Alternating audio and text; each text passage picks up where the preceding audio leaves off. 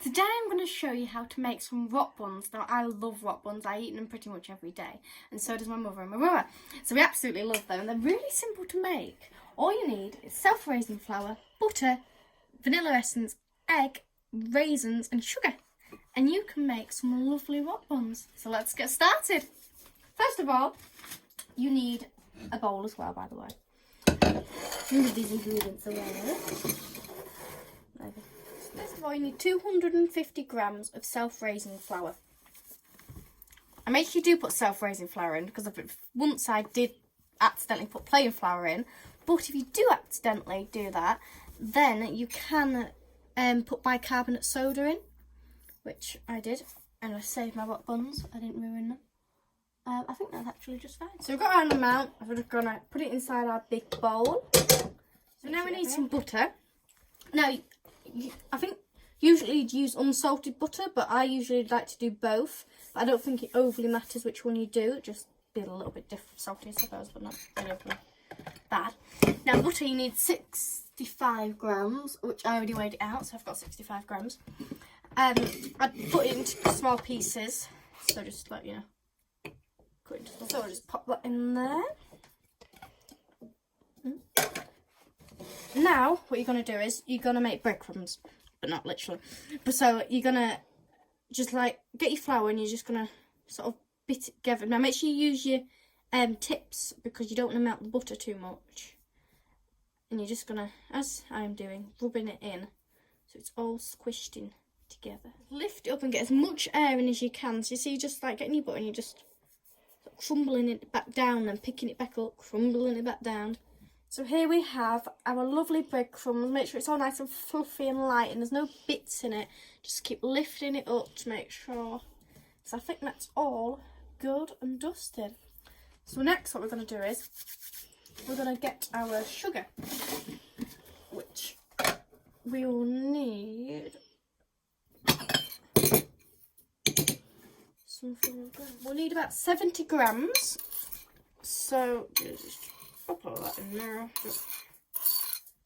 That's 70 grams. Just pour that in to our mixture. Make sure it's all in there. Now, I like to mix it all in before I put anything else in. So you're basically just going to do the same sort of system.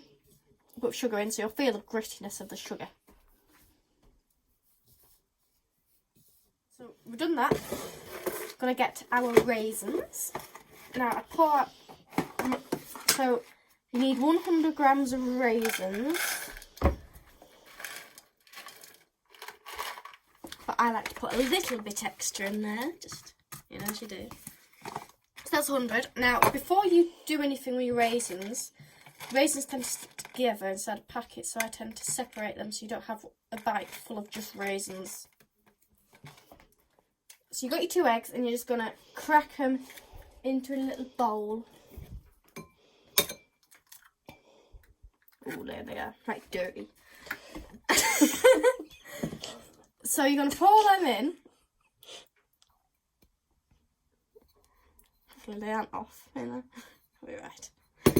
Now you're going to get your vanilla essence. Now you can use orange, you know, like a proper orange and grate it in, sort of thing, orange juice. But I'm going to use vanilla essence. So I'd use 2 of the little cup things. I usually, yeah, just 2 of them. I love vanilla essence, so whack it all in there. And I like to evenly spread it out, because then you get it all over it. And it goes in over.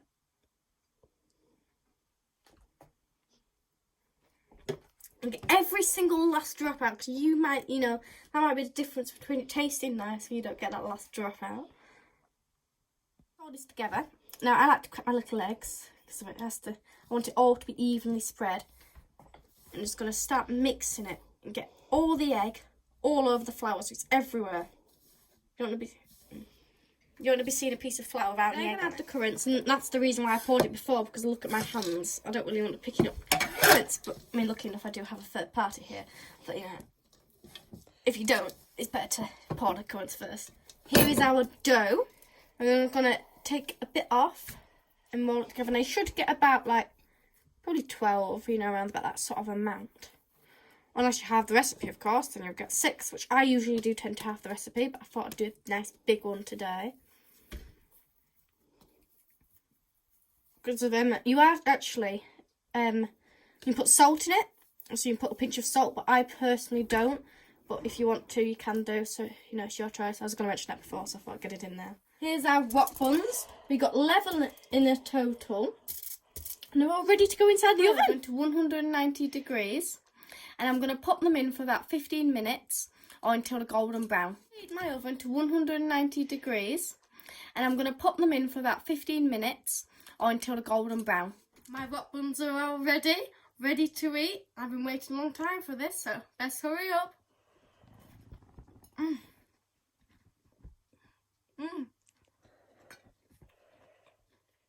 So thank you for watching. I hope you enjoyed and I hope you bake them because they are wonderful.